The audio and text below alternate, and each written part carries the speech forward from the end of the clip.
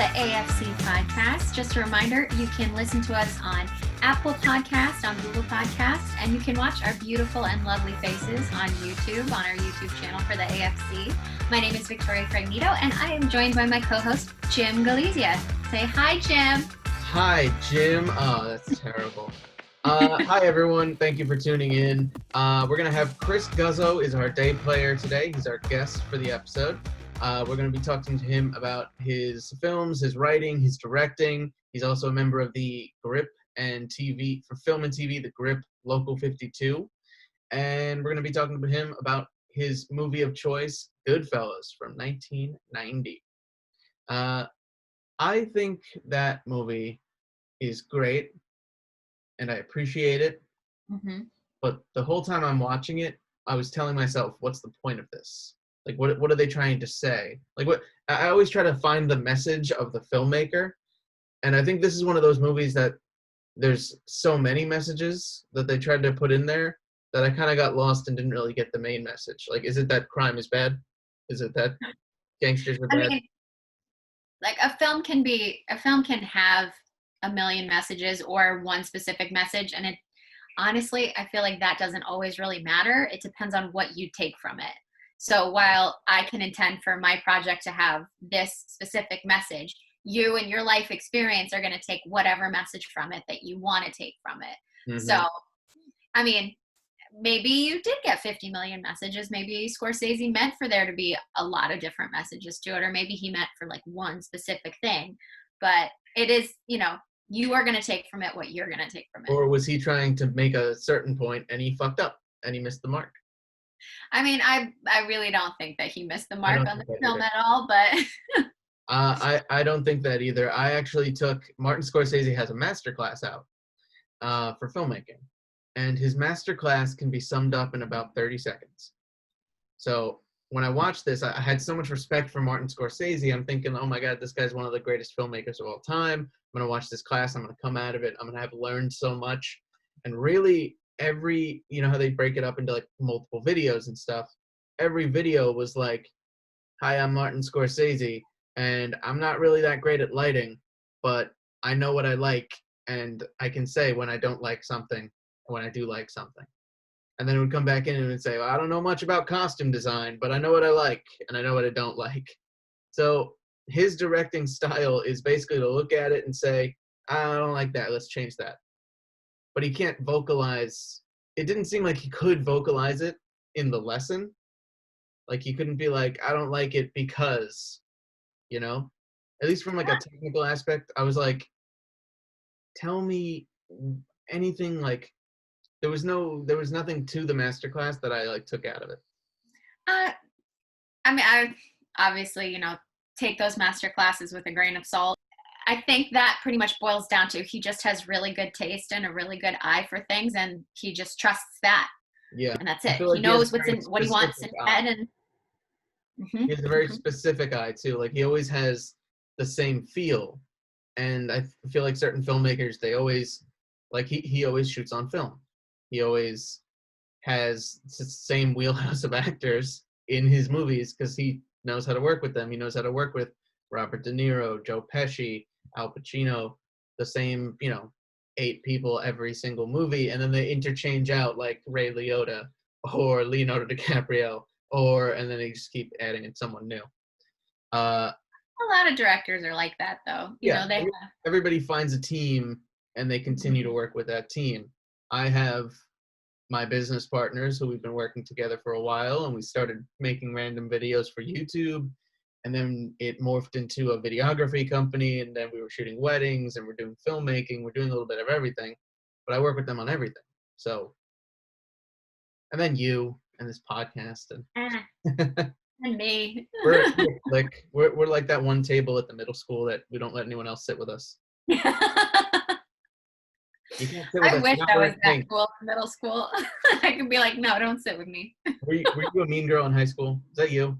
No. I was a theater nerd who didn't come out of the artistic wing. I literally I skipped lunch. I got permission to not go to lunch, and I would sit in the music director's office and do work for the music department.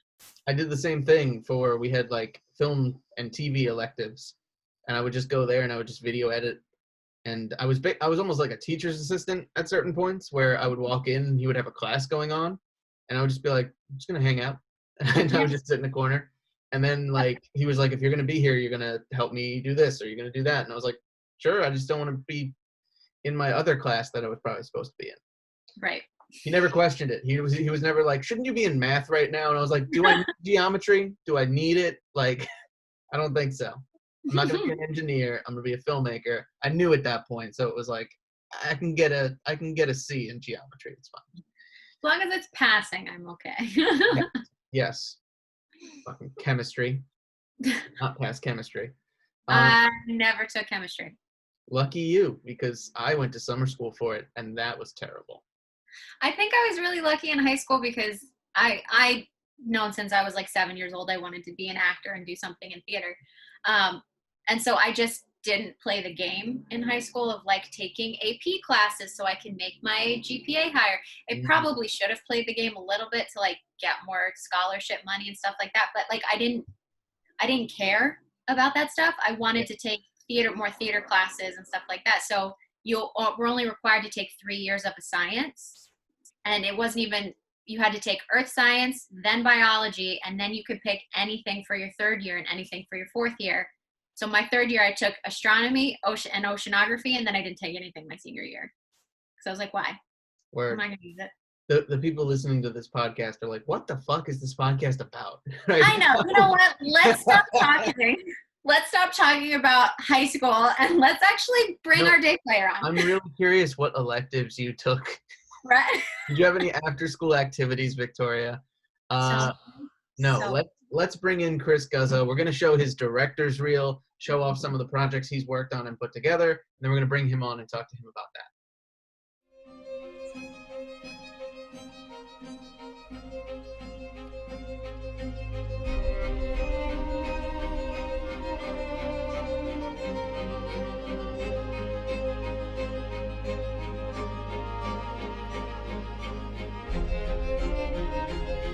How long?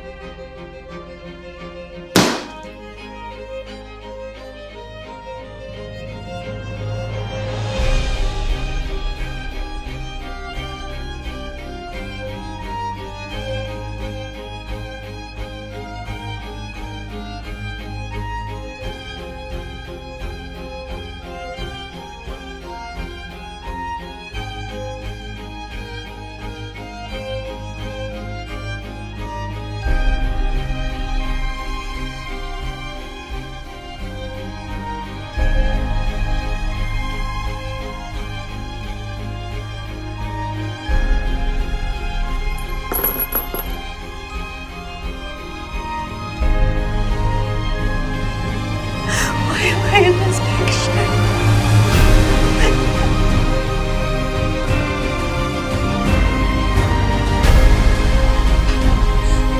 Brenda, get the gun!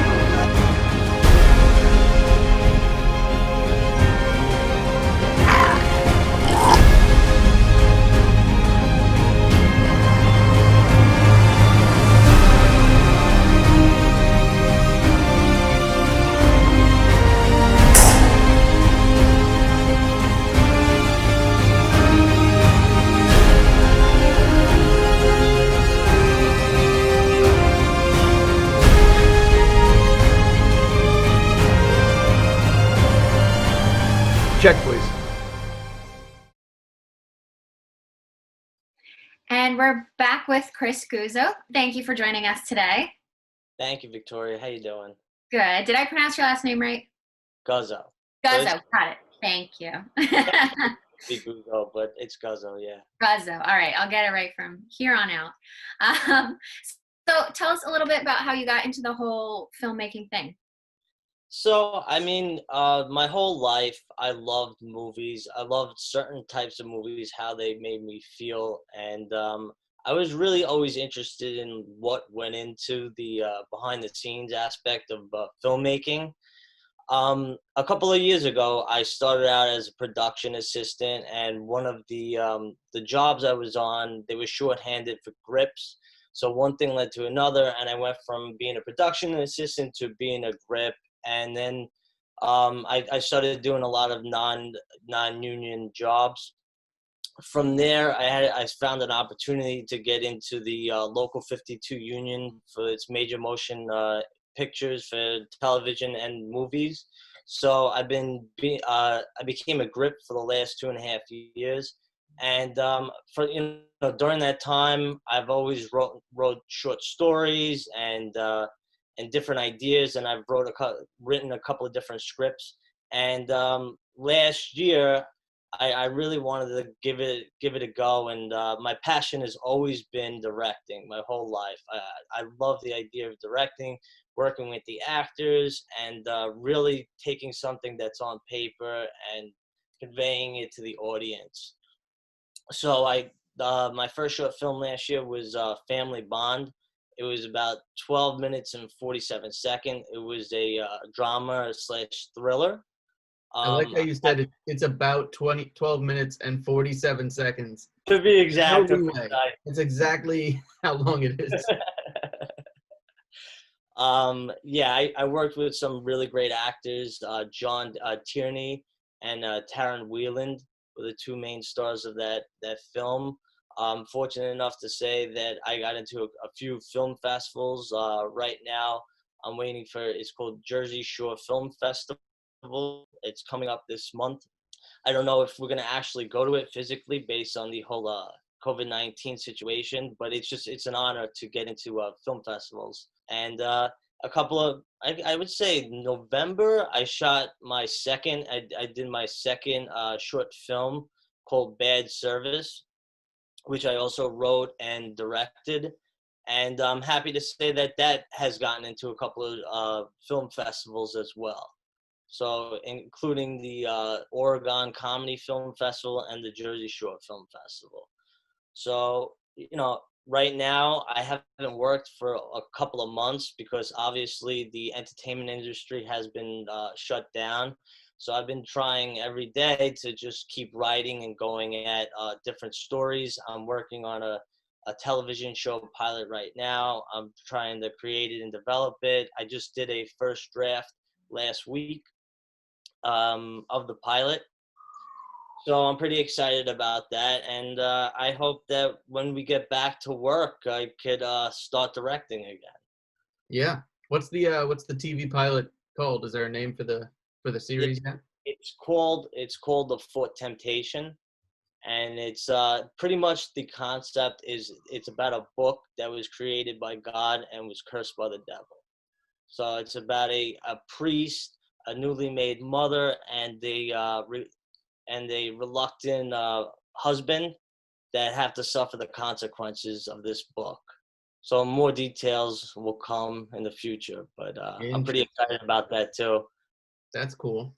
I wrote a comedy short story, a comedy short film. It could almost be like a commercial, like it could really be 30 seconds, but I wrote it to be like a 6-minute short about this cursed book that is just marked death, and the librarian says to this kid who reads every book in the library, says, you can buy this book, you can't rent it, but you can buy it, but if you read the last page, you'll be cursed and you'll die. Right. So it reads every page but the last page, and then it cuts ahead to like 30 years later, and he looks at the book and he's like, oh, I still have this book, I'm going to read the last page, I'm an adult now, I'm going to read the book. And he goes to the last page and sees the price tag and sees that she ripped them off, and it's like a spin on the drama. All of a sudden it's a comedy, and you cut to her in a senior citizen home waving $100 bill or something. But That's pretty fun, man. cursed books, that's fun. Tell us a little bit more about the union. I'm curious about how that process happened, because I'm sure there's a lot of people in the club that are new, and the idea of a union, they might not know exactly what it does or what it's for, but you started working as a grip, and then how did that progress to now you're in the union for it? I'm still an applicant for the local 52 union because they haven't given out the test yet in the last couple of years. But the good news of being in local 52 is that you get the same rate and you get the same benefits as a union member. And the only difference is that like a person with a union card gets priority over a person who's an applicant. But not many times in my life has like right time, right place, right, But this time I I took all these certifications. I went on the website, Local 52, and somebody from the gym, her husband actually was a grip, and I got into contact with him, and he brought me on one of the days in the shoot, and I got into the system, and eventually it took like a month and a half, 2 months, and then they started calling me for regular work. So as a grip, there's 3 different assignments you could get, from construction, which is building the set. Then you have rigging, which is a rigging grip. You usually set up a day or 2 before. If it's for the lights, you help with like the bigger lights that aren't, used immediately on shooting day. And then there's shooting grip. So I'm working with, diffusions, C-stands, sandbags, and all the stuff that helps camera support and lighting support. So it's a pretty cool job. It's awesome. I love being on shooting days where you could see the actors work. Yeah, I'm sure it's good too to have the bounce back and forth between having to be on set and the stress of being on set, and then another day where I'm sure it's still work, you're still busy, but maybe it's not like, oh, we need to get this shot up. Can we change the entire lighting setup to a whole new thing? That puts added stress, So I don't know.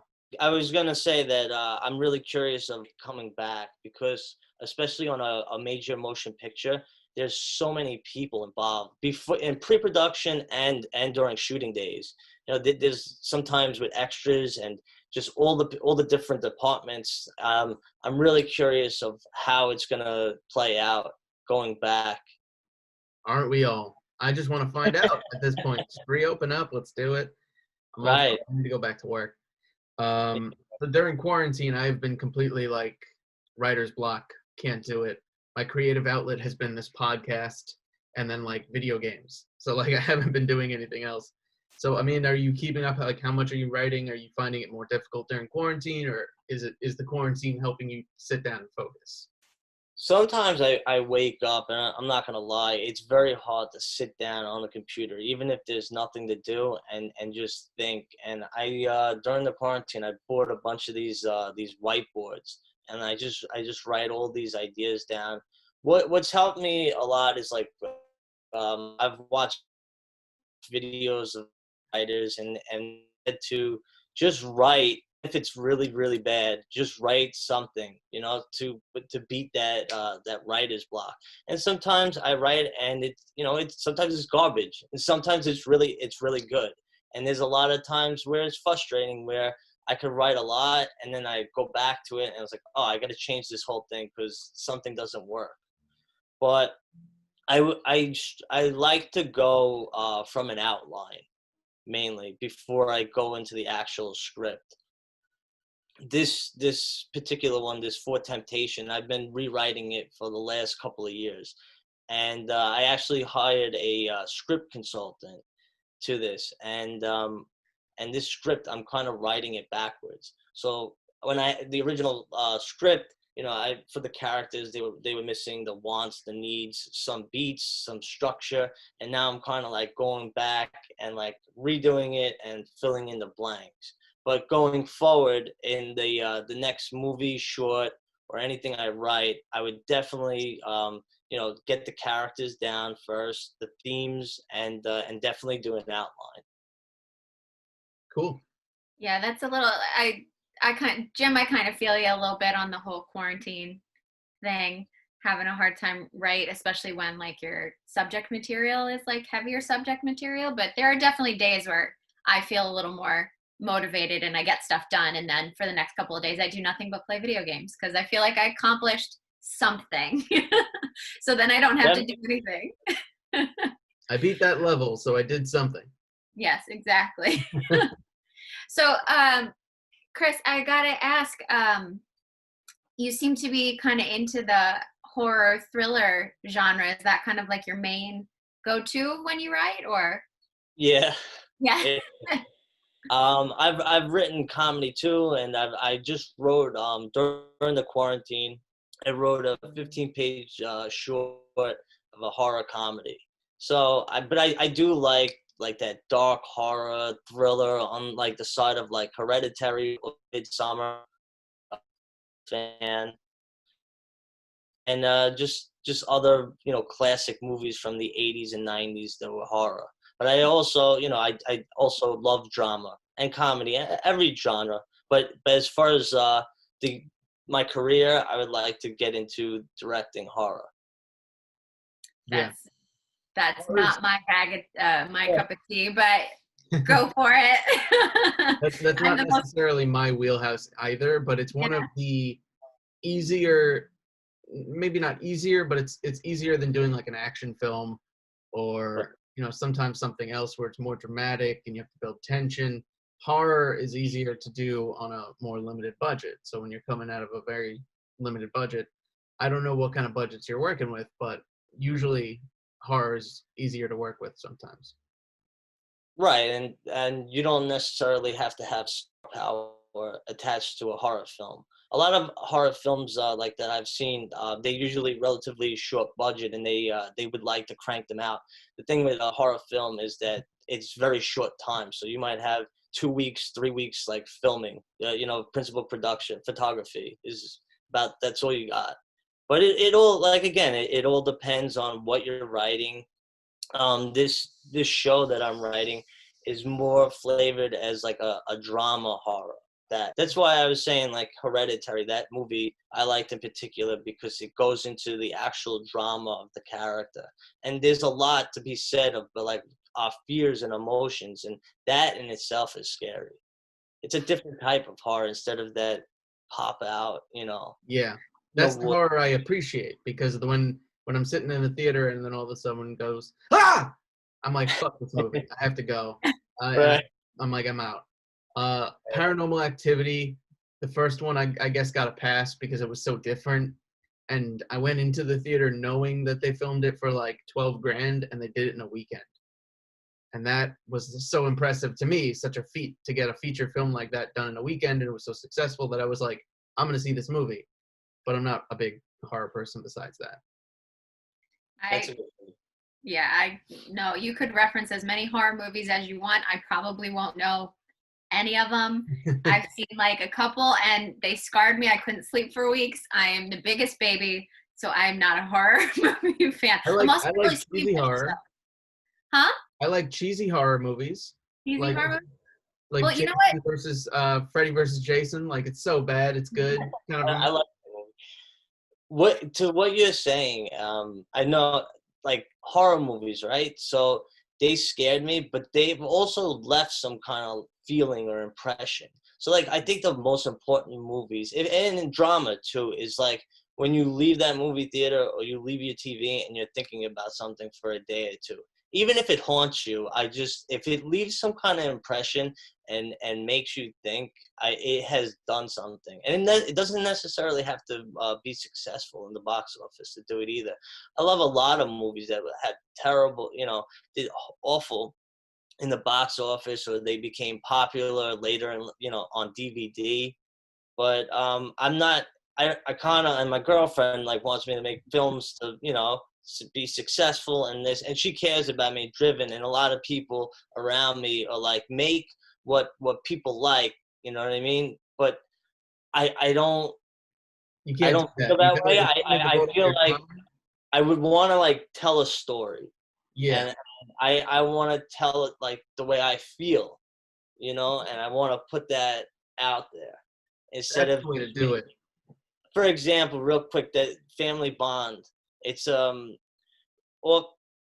it's about having Stockholm syndrome and like the effects of it. I remember my father watched it and he liked everything except the ending because the ending is not happy, and he wanted the happy ending, and that's not what I was trying to show.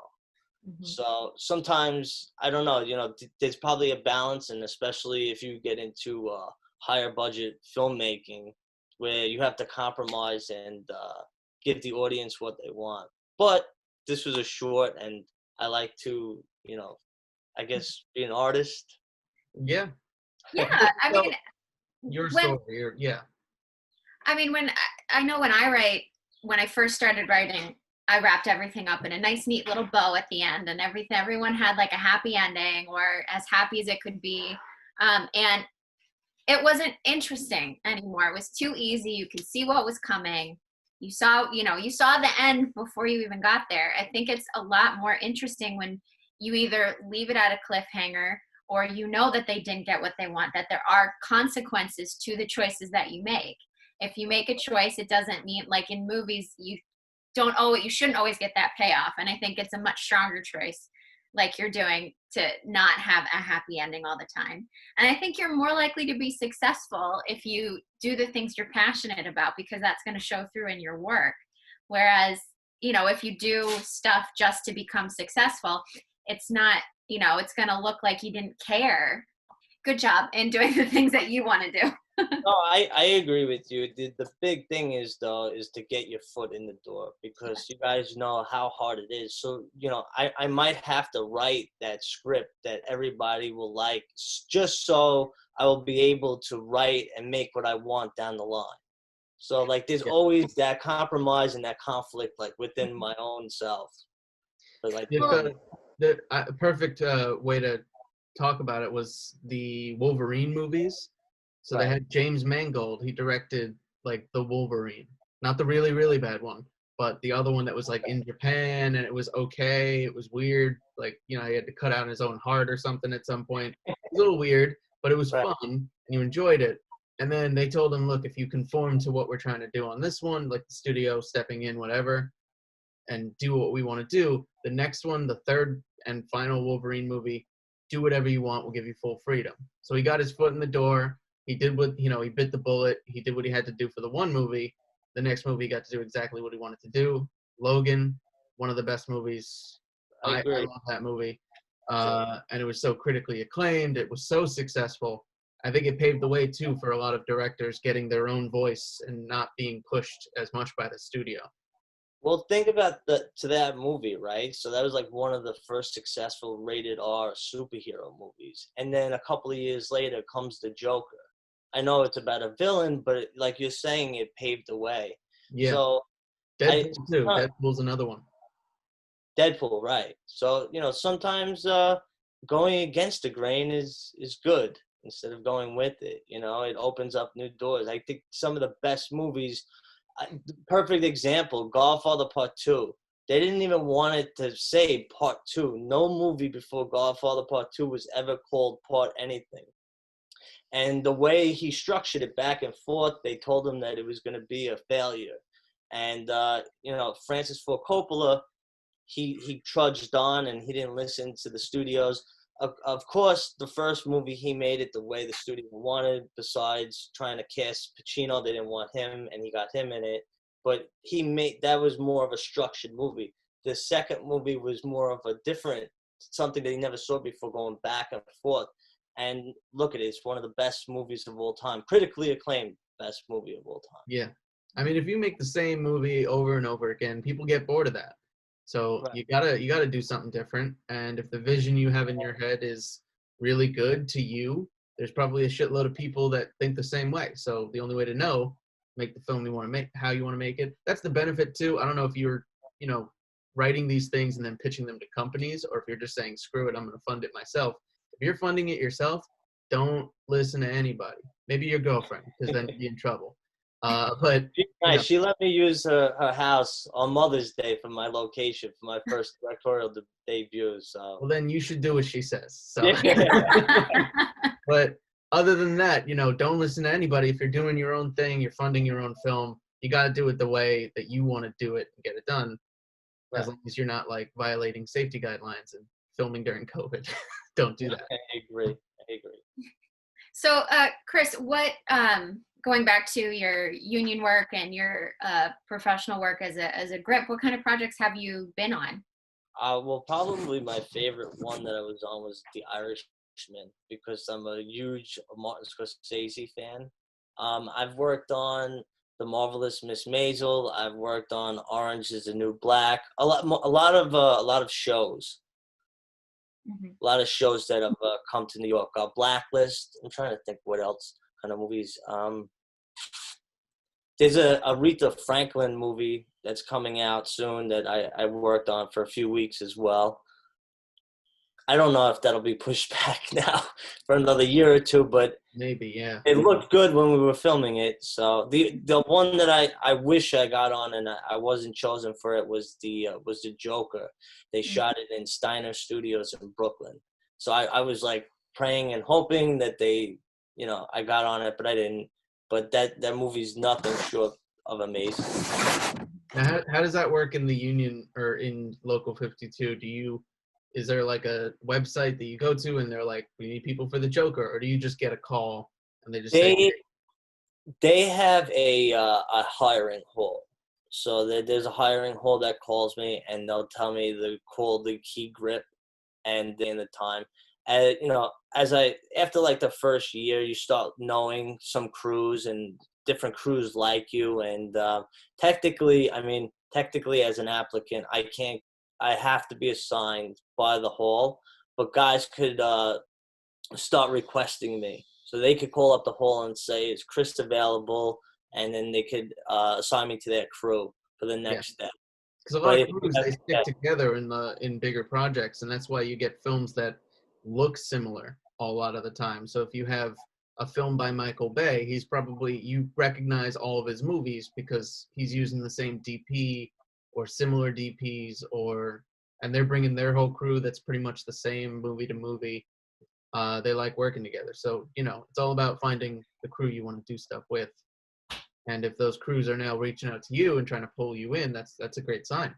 So I'll just say one note as a grip that it's just interesting is that when you're as a shooting grip, when you're filming a movie as opposed to filming a television show, television, they just want to crank it out faster. So the lighting setup is much simpler. And when I was working on with Amy Adams, it was supposed to come out this May, actually. I don't know if they pushed it back, called Woman in the Window. And I can't remember the DP's name off the top of my head. Very famous DP. He made the French movie Amélie, or I forgot what it's called. Do you know what I'm talking about? Okay. And just to light one scene, it took about like 2 hours, 2.5 hours. But the point is that they really take their time and they shape the light and cut the light and diffuse the light, and it's really, really planned out. Yeah. And a shooting day in a movie could go like 15, 16 hours sometimes. So it's different. Right. We on shorter budget things, people try to move a little faster, and sometimes you get more of the screw it attitude. Like we just don't have the time. We have to get certain shots because movie studios can afford to say, all right, let's go another couple of days to get it done right. And on smaller budgets, you can't do that. So you have to get the 15 hours. You have to make the best of it. Otherwise, it's going to be a problem. So what does the future hold for you? I know we're in quarantine right now, but you want to get your projects off the ground. Is there anything that is lined up that you're going to hop on once we're all allowed to shoot again, or do you know of anything? Right now, like I said, I have no idea like what the future holds. Until then, I'm just going to keep writing and writing. I'm going to send out scripts to different contests, to different festivals. The script that I was talking about before, where it was a horror comedy, I titled it, It Doesn't Quite Fit. It won the Indie Horror Film Screen Contest for short film. So I'll try to gain some kind of traction there. And then eventually, when all this dust settles and we see like what we have to do, if we have to wear masks, take temperatures to make a short film, I'm itching to definitely make another one. If you're going to say my next project, I would like to make a proof of concept for the television show that I'm making. Mm-hmm. So that would probably be the next project. But until then, I still have to rework this. I'm still working on a treatment. And I don't know. I just keep going. Sometimes I'll be walking and people will be like, oh, I was like, this is a good idea. What about this? And like, I'll just, pose it right there. And my head's like got 30, 40 tabs open at all times. So sometimes I got to like take it out of my head and just put it on the computer or write it on the board, so I don't have to like hold that with me. And don't forget. That's where it starts. You got to just put it on paper, put it out. It's a writer's tactic. If you have writer's block and you have an idea, they say just write anything. Write if it's bad, it doesn't matter, because you're going to go back 6 times. You're going to rewrite it. You're going to say, oh, this was stupid, and I wasn't in it when I wrote this. It doesn't make any sense. But it's a starting off point, and it gets you snowballing kind of to having something to actually use that you like. I was just gonna say is if you have something on paper and it really stinks what you wrote, it's so much easier to go back and like, oh, this is horrible. I could fix that and that. It actually gives you confidence to like go back to your work and say like, it's easier to fix something that's not that good. So it can give you confidence right then if you go take a break, come back the next day or even an hour to come back to this and say, oh, this is what I wrote. Like I can make this better. So it is kind of like a confidence booster just to write something bad. Mm-hmm. Yeah, and there's the amount of people too that say, oh, I have this idea, I'm gonna write something, and never write something. Me. But I have ideas every day. I'm like, oh, I just thought of the next Star Wars movie. Let me write it down. It's been 4 months, I haven't written a thing. Well, they're looking for content at Disney, so. Oh yeah? I could definitely see another Star Wars movie. I wasn't pleased with the last trilogy, so please write something great. And look, I loved Force Awakens. I thought it was good. It was a carbon copy of the first. It's the same thing, but I liked it. And then was the next one The Last Jedi? The Last Jedi. That can eat a pile of poo. I don't care. It was terrible. People like certain things about it. I didn't, but whatever. And then the next one was like bad. Also, well, they just tried to undo everything in the second one, and it's like, no. You made your choices. That's the movie that you agreed to put out, and these are the things that you stated in the movie. So instead of using a whole other movie and your only other movie to fix those things, how about you build off of them in a better way instead of just trying to say, no, this movie didn't happen, let's do this. That's not, you wasted a whole film trying to undo everything that you did in the second one. Yeah. And I think it's too many voices, too many cooks in the kitchen, because they just keep changing the directors. They shouldn't have given it to Johnson. I felt like it was ironic that the ending of Rise of Skywalker, there were all these different voices in Kylo's head and Rey's head, and it was just like like you're saying, the movie. There were all these cooks in the kitchen, and it came out like a horrible product. And the last movie felt like it was just a bunch of Scotch tape put on different holes. They definitely could have did two more movies at least, maybe not make it a trilogy, 4 movies. They needed an extra movie in there to fix it if they were going in a different direction. Well, I mean, they're calling it the first 9 movies, with the exception of Solo and what was the other one? Rogue One. Rogue One. With the exception of those, the 9 movies are the Skywalker saga, so they're definitely making more. I forget who was. They had the Game of Thrones writers were attached to do the next trilogy, but they apparently weren't showing up to work, so they got let go. So I don't know. I think someone else is already lined up. It might be Taika Waititi. It is. Who did Thor Ragnarok. He's under Disney's umbrella, so they brought him in. He's going to do something Star Wars. So who knows? Star Wars is definitely not going to go away like that. I'll write something. Some people at Disney, they're looking for content. I'll hit you up when it's done. So, Chris, why did you choose Goodfellas as your movie to chat about on the podcast? Simple answer is that it just has this ability, rewatchability. I could watch that movie over and over, no matter when it's on, what time it's on. If it's on, I'm watching it. And I love the characters. I love it's like watching a train wreck, but I can't turn away of this character, Henry Hill. You got Jimmy Conway, Joe Pesci playing Tommy, Paul Sorvino playing Paulie, and Lorraine Bracco playing Karen. I love gangster movies.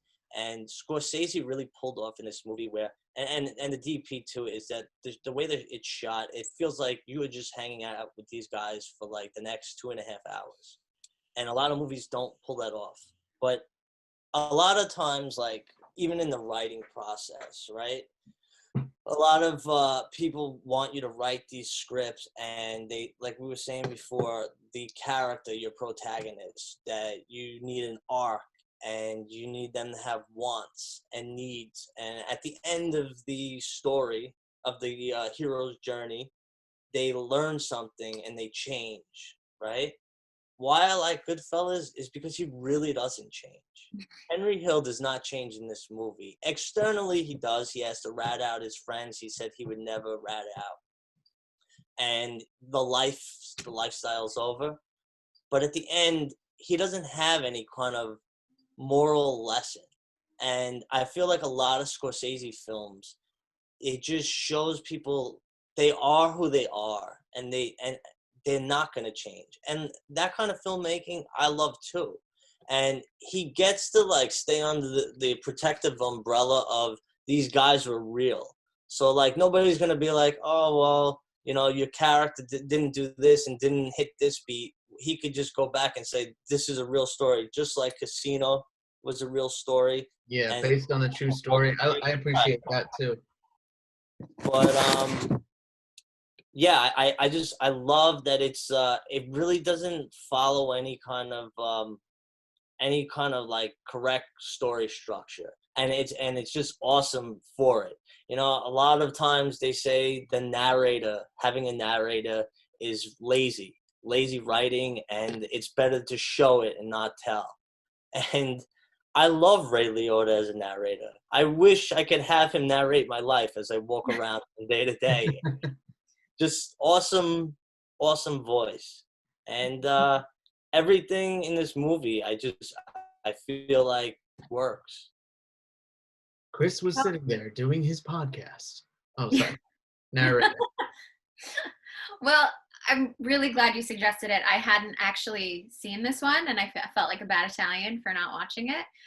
So I'm glad I finally did, and I ended up loving it. So thank you for the suggestion. I love this. Yeah, I love it too. Well, Chris, thanks for joining us on the podcast. We're going to put all your links and everything at the end, and well, excited to see everything that you end up doing. Thank you, guys. It was an amazing podcast. Thank you for having me on, and I would love to come on in the future. And I would love to see that Star Wars movie that you're going to make. I'm going to be pitching it soon. It's going to happen. Thank you. Thank you very much, Victoria. I appreciate you guys having me on. Thanks, Chris. Take care, guys. All right. That was Chris Guzzo. Thank you for coming on, Chris. We appreciate it. Talking to you about all your projects, being in the Local 52, creativity during quarantine, and my lack of being able to write anything right now. I'm facing this serious writer's block, and I don't know if any other people are doing it, but if you guys all want to get together with just all the other writer's block people, we'll form a block of our own. We'll all just be not writing together. That'd be great. Or terrible. Either way, Chris suggested Goodfellas as his movie of choice, and let's talk about it. Victoria, first impressions. You already said you liked it. Yes, I do. I like it a lot. Obviously it's been referenced so much in popular culture at this point that I had a very strong idea of what I was getting into when I watched it, even though I had never seen it before. But finally having watched it, you know, and having all those, that's where those jokes come from. That's where that reference, that's where that Family Guy reference comes from. Or I finally get Goodfellas from Animaniacs. I finally get the Goodfellas references.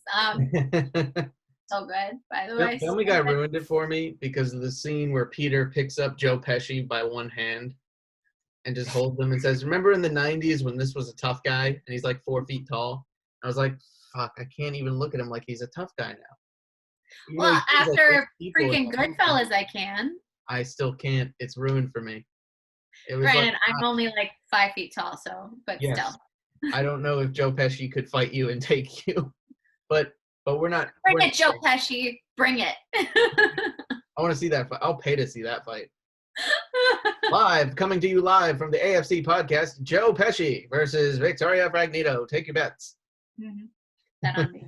How's No. your hand, by the way? Are you going to be able to throw a mean right hook at Joe Pesci? Well, considering it's my left hand and I'm a righty, I think I'll be good to go. You got him. One hand behind your back. Done. You heard it, Joe Pesci. One hand behind her back. She's going to take you. I like this movie. I mean, it was fun. I liked all the narration portions of it. Those kind of added something to it, where it was just kind of like inside the mind of this one gangster who, and every time these movies come out, especially by Martin Scorsese, and they all kind of have the similar format. They're very similar. There's always one guy at the center of it all who's doing bad things, but internally he's a good person. And I like these movies. And I think Wolf of Wall Street is a little bit of a standout because this was a bad person, or at least a good person at first, who it was like he was Breaking Bad. He went and became a bad person, did all these illegal things that weren't illegal at the time, but eventually they were like, you're doing things that are bad. And he did a lot of illegal things. He was doing drugs and nonstop and all this other stuff. But that's Wolf of Wall Street. This is Goodfellas. Well, do you honestly think Henry was a good person? It's tough because I feel like he had a good conscience, but at the same time, he was also a gangster. So like he knew when murder was right and wrong, but he had a different definition of like most people. Like you and I just be like, murder's always wrong. And he's like, no, in the right context, it makes sense. Like he had a code. And I feel like he had a better code than Joe Pesci's character. Joe Pesci's character was like, oh, this guy told me to go fuck myself, and then I shot him to death. Mm-hmm. You know? Yeah. So. I think it was, I appreciated the film because, I mean, recently we watched A Bronx Tale, mm-hmm. and that film did it was, I guess, quote unquote, the golden age for the mafia and for the mob and gangsters. And it was really glorified, and they looked beautiful, and people considered them celebrities essentially. And what I really appreciated about Goodfellas is that it starts that way, seeing, the power that they have and kind of being enticed by that, and the money and, the freedom and the respect and all of that stuff. But then watching that as you move up higher in the food chain, watching that kind of devolve, and watching your character, as you become further into it, watching yourself unravel and the people around you, and realizing that yes, this is a gang, and this is, we're a family, and there's nothing more important than family, but also your family are the ones who will kill you without any warning. Yeah. Because you slighted them, or you did, frankly, I'm amazed that they let Henry live for, that he was able to make it out of it. But I think that Scorsese really did a beautiful job of this is how the world viewed them here. And then as time went on, and, you could really see the cracks in the foundation, and you could see how power corrupts them, and you can see how all of this goes to their head, and they think they're untouchable.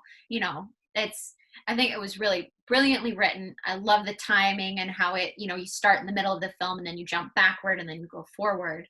I think that was really great. The opening pulls you in immediately. Yeah, because the idea of just rolling up with some dude in your trunk, that the film, I've talked about it before on the podcast, this film I shot called Early Bird, that's similar in the way it starts, in that the first shot is the guy opening a trunk, and you don't think anything of it, but then the camera flips around and you realize, oh, there's a dude in his trunk. And that's just that's not where people belong. And you're like, oh, something's up. And it immediately intrigues you. You want to know why this guy's in the trunk. Unfortunately, then that's when Joe Pesci pulls out a fucking Bowie knife and just stabs the guy like 6 times. So Yeah, they don't hide anything about, like, you know what you're in for from the beginning of the film. yeah. It sets the tone for the whole thing. That's it. This is it. Well, that's the thing. I feel like the movie had a tone, and then Joe Pesci had a tone of his own. He was in a whole other bracket. And I think that's what they wanted to do at some point too, because they knew when they were telling the story that basically the general idea is that these 3 guys came up together, and that Joe Pesci was the only full-blooded Italian, which just meant that he could be a mob boss if he wanted to, if he got to that point and progressed. He could be made. Man. And the other 2 guys, I kind of chuckled at one point because they look over and they're like, a bunch of Irish guys over there. And Robert De Niro looks at him and goes, there's only one Irishman here. And I was like, Irishman.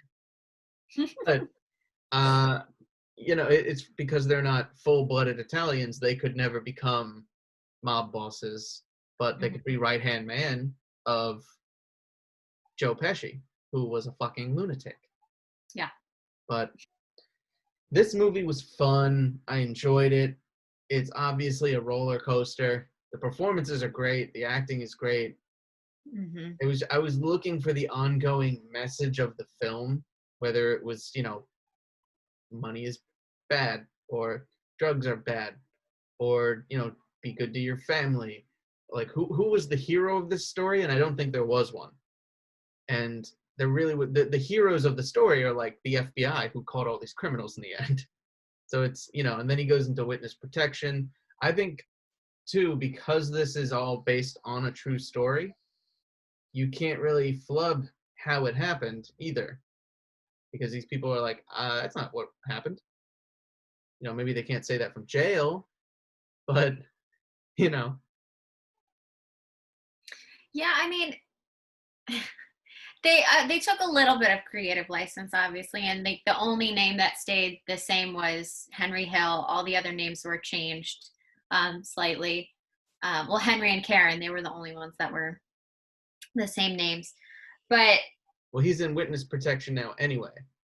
He's dead. He's dead now? He passed away, yeah. He was in witness protection, and then he was released from the program. He and Karen got divorced. He married someone else. They got divorced. And then he kept getting into trouble for, like, he didn't ever really leave the life. I mean, I think right at the end of the Scorsese film, when you see Ray Liotta as Henry Hill, and he, like, doesn't regret anything he did. He just misses the life and wishes he could go back to that life because that's all he knew and that's all he wanted.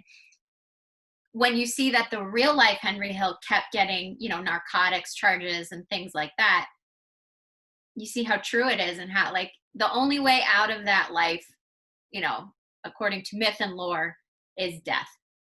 Yeah. You don't ever really leave it. Is for one of your best friends to just silently walk up behind you and murder the crap out of you. Which is how pretty much all the characters in this movie go out, with the exception of Henry Hill. And then the other ones kind of rot in jail for a while. Mm-hmm. So, don't sell drugs, kids. That's pretty much, I guess that's the moral. That's the moral of the story. It didn't work out for anybody. There was a lot of stuff too in this movie, like just ongoing character development. I think it was, and it was all really well put together. I don't know, maybe I just wasn't feeling it as much. I still liked it, but I wasn't super into it. Maybe just because I'd so recently seen A Bronx Tale, and it's so I see so many similarities, and I know there's a lot of differences, but I could see it at the beginning how similar they started out very similar, but I think they definitely both took very different paths. Yes, it started off with a kid in an Italian neighborhood idolizing the local mobsters and, wanting to and putting themselves in that life. You had Lilo Brancato from A Bronx Tale working at the bar as a kid, and then Robert De Niro pulls him out of it. Whereas in this film, you have Ray Liotta working in, running errands for them, and then the cafe.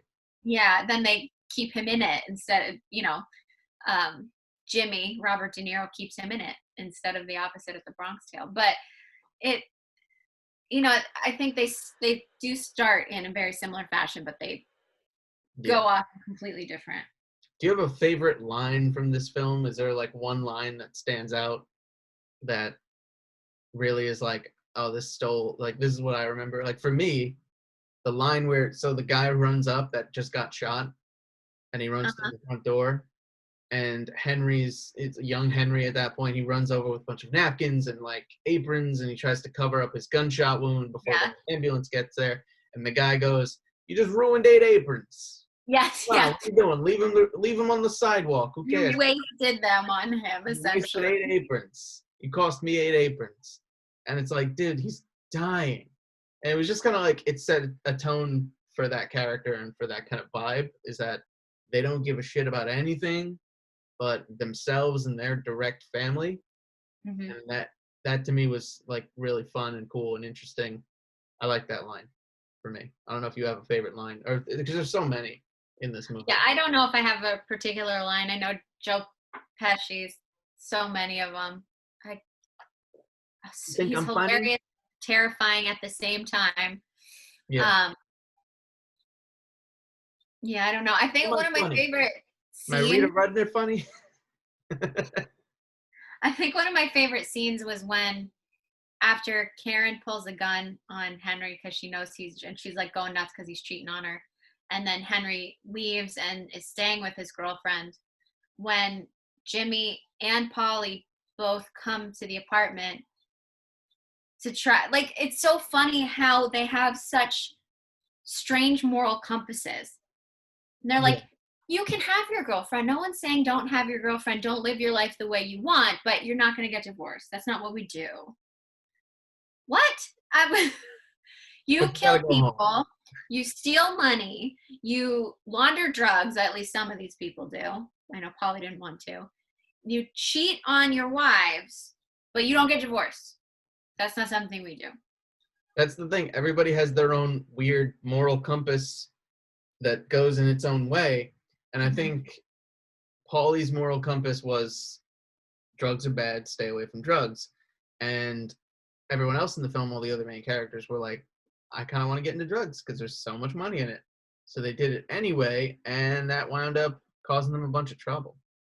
Yeah.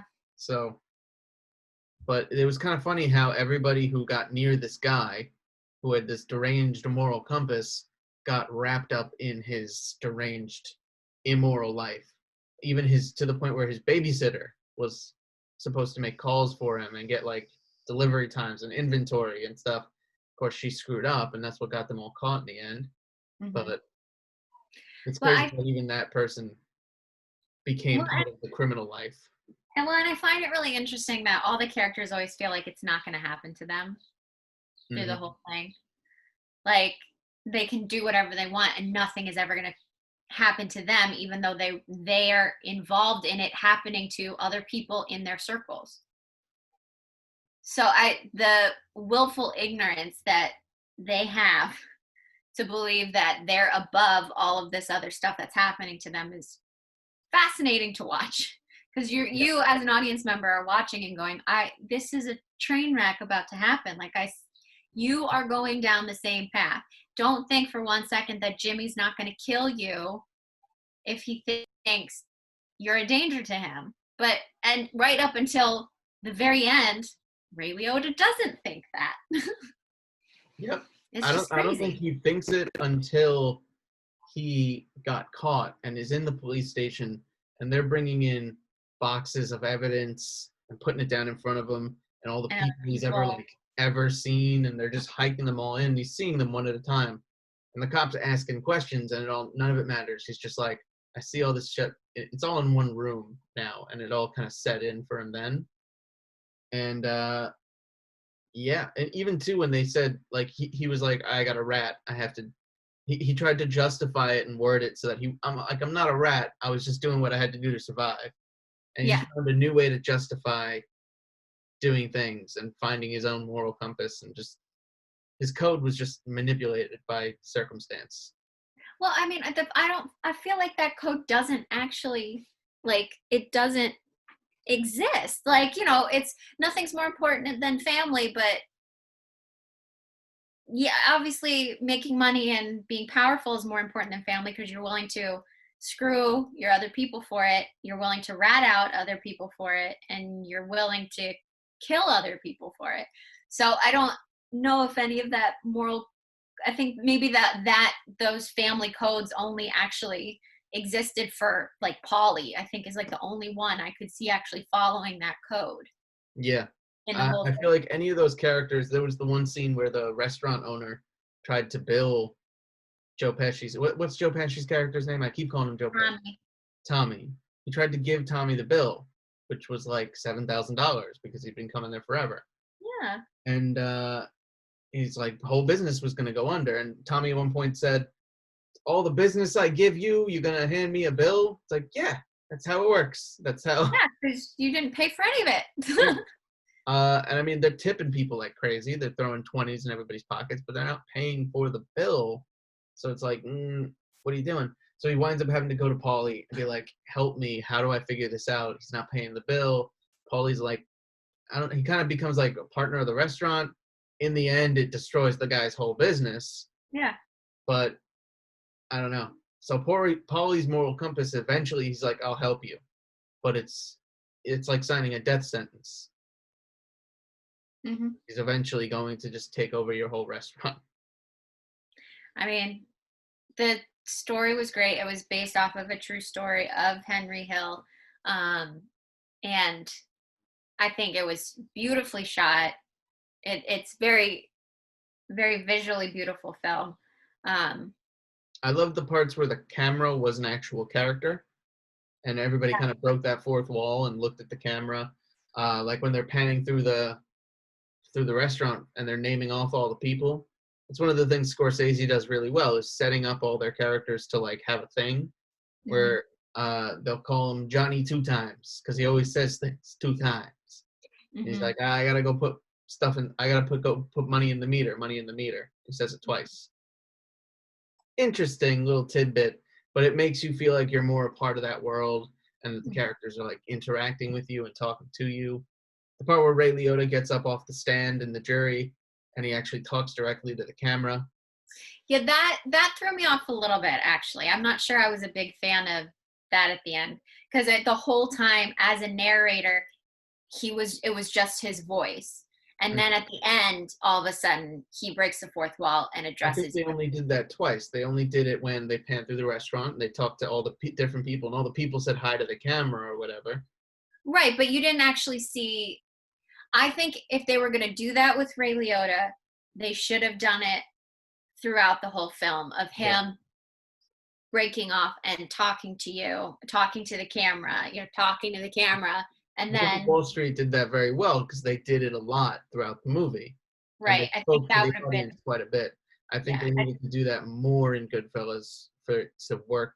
But I mean, obviously, but the argument, yeah, I mean, the argument could be said that it made it more powerful because it's like the one time he chose to do it was like right at the end when everything was falling over. But I think it actually pulled me out of it because at first I thought he was talking to the jury because of the way that the camera was set up and the angle and everything. I thought he was just talking to the jury, and then he gets up and he walks out of the thing. So I was taken aback by him being so not connected with the world that he was in and being able to kind of step out, not be a part of it. And I didn't understand the Joe Pesci coming back and shooting at the camera right at the end. I didn't really understand that too much, but. When did he come back? He came back and shot at the end? Yeah, right after Ray Liotta goes back into the house when he's in the suburbs, there's a shot of Joe Pesci shooting straight at the camera. He does like 5 shots and then it's credits. I think just to like wrap it up, sometimes it's almost like a closing credits thing, transition into the credits. I don't know. Those would be my only real criticisms of it. But I think the acting was fantastic. The movie made me want to eat pasta because they're just the whole time, half the movie they're like making sauce while they're doing it. So I felt like I was at Sunday dinner with my family. It was fantastic. You could smell it. You could smell the food. Right. I mean, I feel like all these movies, Bronx Tale did the same thing. Remember, we walked out of Bronx, or we walked away from the podcast for Bronx Tale. We were like, all right, I'm gonna go make pasta because We did that for the spaghetti western because we were talking about spaghetti. that's also true. But I think I made pasta all 3 times. Probably. I'm probably gonna make pasta now after this. Right. But it did really well. It almost doubled its budget domestically. It had a budget of $25 million, and then it walked away with a domestic box office of $46.8 million. It won a lot of independent awards, especially at Venice Film Festival where it premiered, and then it won Directors Guild of America, it was nominated for Directors Guild of America. It was nominated for a lot of BAFTA awards, Golden Globe awards. It was nominated for a lot, Academy Awards. It was nominated for Best Picture, Best Director, Best Film Editing, Best Adapted Screenplay, Best Supporting Actress, Lorraine Bracco, and Joe Pesci actually won for Best Supporting Actor, which he should have. He was fantastic. He was great. He was definitely a standout. One thing that I got surprised with was the fact that Samuel L. Jackson's in this movie. I completely forgot. Yeah, it's such a bit part, too. He's such a small role. It must have been, too, at a point, I don't think his career had really blown up at that point. Because when did Coming to America come out? That was his first role. I'm not sure when that came out. That was 80s, right? Late 80s? Late 80s? I'm not sure. Coming to America, he played the robber who came to the store. He was trying to rob McDowell's, I believe it's called, the McDonald's knockoff. And he walks in, and it's Samuel L. Jackson trying to rob the place, and then Eddie Murphy trips him up and stops the robbery and stuff like that. Coming to America was 1988. Yeah, 88. This was 90. And then I think Jurassic Park was the next thing Samuel L. Jackson did. And then he just blew up from there. So, but the fact that he was in the movie is kind of crazy. That took me by surprise. I was like, oh, look who it is. I mean, I'd seen this movie before, but it's such a small part that I forgot. Straight up forgot about it. Goodfellas is also number 94 on the American Film Institute's 100 Years, 100 Movies list. And it's on a bunch of lists. It's got a ton of awards. It goes down in history as one of the greats. I don't know. Maybe I wasn't in the mood for it. I still enjoyed it. Like, I wouldn't give it a bad rating or anything. But for me, all of Scorsese's type of movies and all the gangster movies, they all blend together. And, I don't know. I feel like you got to add something very significant to it. Like, at one point, so I was trying to get a job at Disney as a writer. And I submitted a script idea, and it was basically Goodfellas, but there's another faction of gangsters, but they're also vampires. And I think you told me about this script. I think I did I tried to pitch it to you when I was having like a loose idea of what it was. Essentially, it was like that there's these Italian-American gangsters in the 70s living their lives, doing their thing, basically the plot of Goodfellas, but also there was this rival gang shows up, and they all happen to be vampires. That's it. That was the plot. But I wrote out a whole treatment and sent it to Disney, and they said, leave us alone. So it wasn't great. It was really dark, so it was definitely not the script for Disney. Disney would not have wanted it, but, it wasn't, I didn't put as much effort or time into that. I maybe wrote it for like a couple weeks, and then I was like, this is bad. I'm not liking this, and I gave up on it. Sometimes when you're writing, you think you have this great idea, but you have fractions of an idea, and you're missing all the other pieces. I might come up with something, or I might see a movie and go, that's what I need for this, and pull it together. But as of right now, it's just like, it would have been, even if it like got picked up or was made or whatever, it would have been like a weird blend of like Italian-American gangsters and 28 Weeks Later, and just wouldn't have worked. I needed to find that cohesive piece in the middle to like put it together. Sometimes it's a good actor, sometimes it's a piece of writing that makes it all tie in, or another element, but I couldn't figure it out, and I didn't have the money to figure it out anyway, so. Well, maybe if you get off of your quarantine writer's block, something we'll come back to, especially with all the gangster movies we've been watching. Right, well, maybe I'll do Star Wars vampires. Huh? Yeah. Huh? Jedi, but they suck your blood. Why do I feel like Lucasfilm and Disney are going to be like knocking at your door like, no, like they heard it because they're our corporate overlords. They're already here. I'm looking out the window. And the podcast is over. We never hear from Jim Galizia again. Right. I just get there's going to be like a cane that comes in, like a theater cane. They just pulls you off. They yank me out. They're going to start playing me out with music. It's going to be bad. You ever have that happen? Have you ever tried to write something and then halfway through it you were like, this is terrible. Why am I doing this? Oh, absolutely. Yeah. Absolutely. Yes. 100%. Please tell us about your failure. No, I'm not. You might be willing to share. I'm not. Hey, anything can turn into greatness. You might write something 6 times and think, wow, this is garbage. But then you write it the 7th time and it clicks and it works. That's how writing works. Chris was talking about it, where he writes something and then he has to go back to it and keep going back to it. And even if it's bad, you can use it as a jumping off point and make it good. So. Right. If you keep coming back to it. I didn't go back to them. Right. Exactly. Those ideas have stayed in the drawer away. Maybe they'll come out one day. I mean, none of them had vampires in them, but still. Vampires is as soon as you say vampires, people are like Twilight. Yeah. They equate it to Twilight, and it's just like, vampires were cool so long before Twilight. They were. Not cool. They were, but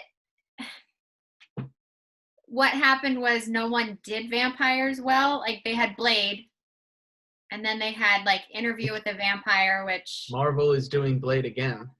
Yes. And then they had, what was the series with Underworld? Kate Beckinsale. But, like, there wasn't really, like, a super lasting... There was another one. I forget. It was a series. It went pretty long. I just don't remember. I wasn't super into it. But, there's vampires is another thing where every couple of years they're like, here's another one. Here's a new take on it. Mm-hmm. Zombies, vampires, monster movies. They just keep pumping them out, churning them out every once in a while. Gangster movies, same thing. Scorsese every 4 or 5 years is like, here's another one. It's the same. Well, but the thing is, I think, because I'm working on a gangster series, writing one. And, I think it's just one of the interesting things about the content of a mobster film is the mafia never completely goes away.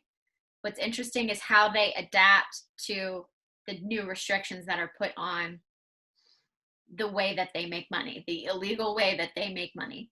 And they're not like, we can only make money if it's illegal. Obviously, they just want to make as much money as possible and make sure that they have power and they have respect. That's their bag. That's what they do. Whether it's, back in the 20s and 30s with Prohibition, or you get into, drugs in the 70s and 80s and gambling and all of this stuff, they will always find a way to make money. So what's interesting is trying to set them in different time periods and figure out where they're at and what they're doing. So even though we don't hear as much about them anymore and it seems like that they've lost steam, they never completely go away. Right. So, just like vampires. Yes. Yeah. And on that note, well, guys, I hope you enjoyed this episode where we talked about vampires and mobster movies and a little bit about our history in high school and middle school. Just a little bit about Chris Guzzo and the movie he suggested. Just a little bit. We're really sticking to the subject matter in this episode. Well, thank you for listening. Again, please like, follow, and subscribe so that you can stay up to date on all the episodes. We're available on Apple Podcasts, Google Podcasts, and YouTube.